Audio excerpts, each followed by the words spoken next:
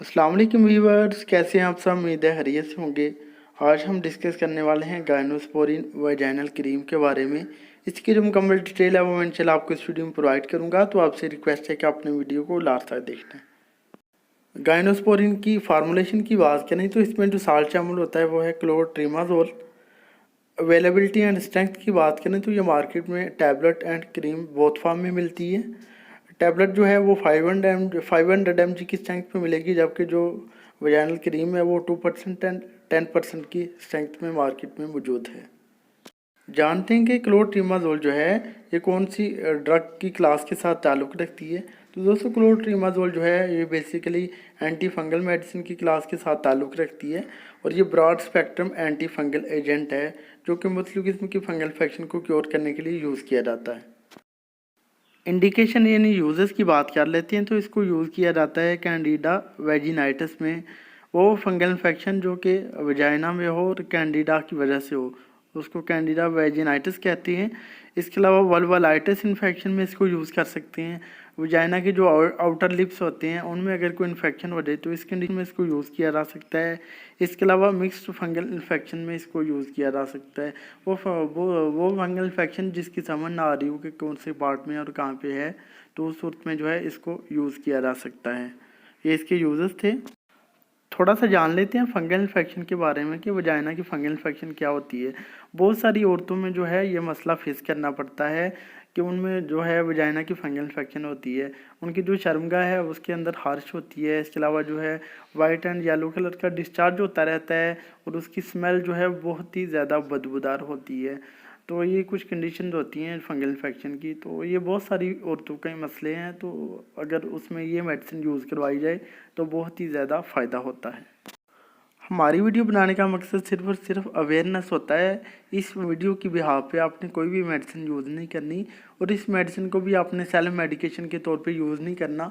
अगर आपको कोई मसला है तो करीबी डॉक्टर से मशवरा करें या फिर हमसे कॉन्टैक्ट करें। बात करते हैं कि गायनोस्पोरिन की कंट्राइंडिकेशन की, नहीं कौन से पेशेंट जो है इस क्रीम को यूज़ ना करें। तो जो कि हाइपर सेंसिटिविटी का इशू रखते हो, एलर्जिक हो इस साल से या फिर दूसरी एंटी फंगल ड्रग के साथ एलर्जिक हो, तो वो यूज़ करने से पहले अपने डॉक्टर से लाजमी मशवरा करें। बात कर लेते हैं इसकी डोजेज एंड एडमिनिस्ट्रेशन की। तो इसको यूज़ किया जाता है अमूमन 3 से 6 दिन के लिए। रात को सोने से पहले जो अगर यूज़ किया जाए तो वो ज़्यादा इफ़ेक्टिव होता है। तो 3 से 6 दिन तक अगर यूज़ करते हैं तो 90% तक चांसेस होते हैं कि फंगल इन्फेक्शन ठीक हो जाए। लेकिन सिर्फ इसको अकेली मेडिसिन को यूज़ नहीं किया जाता, इसके साथ दूसरी एंटी फंगल ड्रग्स ओरली भी स्टार्ट करवाई जाती हैं। मतलब खाने के लिए कुछ टैबलेट्स वगैरह भी दी जाती हैं एंटी फंगल मेडिसिन की। तो उससे जो है बहुत ही अच्छा रिजल्ट मिलता है और फंगल इन्फेक्शन ऑलमोस्ट क्लियर हो जाती है। जान लेते हैं कि इस क्रीम को यूज़ कैसे करना है। तो इसको यूज़ करने का तरीका ये है कि कोशिश करें कि इसको रात के टाइम सोने से पहले यूज़ करें। पहले आपको अपने हाथों को अच्छी तरह से वॉश कर लें। फिर क्रीम के साथ एक एप्लीकेटर मौजूद होता है, उस एप्लीकेटर में थोड़ी सी क्रीम को फिल कर लें और फिर कमर के बल लेट के टांगों को थोड़ा सा ऊपर करके जो है सुकेट के वजाइना में एप्लीकेटर को इंसर्ट करें। और जब वजाइना में एप्लीकेटर अच्छी तरह से इंसर्ट हो जाता है तो पीछे से पिस्टन को पुश करेंगे तो जो क्रीम एप्लीकेटर में मौजूद होगी वो वजाइना के अंदर चली जाएगी और वहाँ पे अप्लाई हो जाएगी। तो इस तरह से जो है इसको यूज़ किया जा सकता है।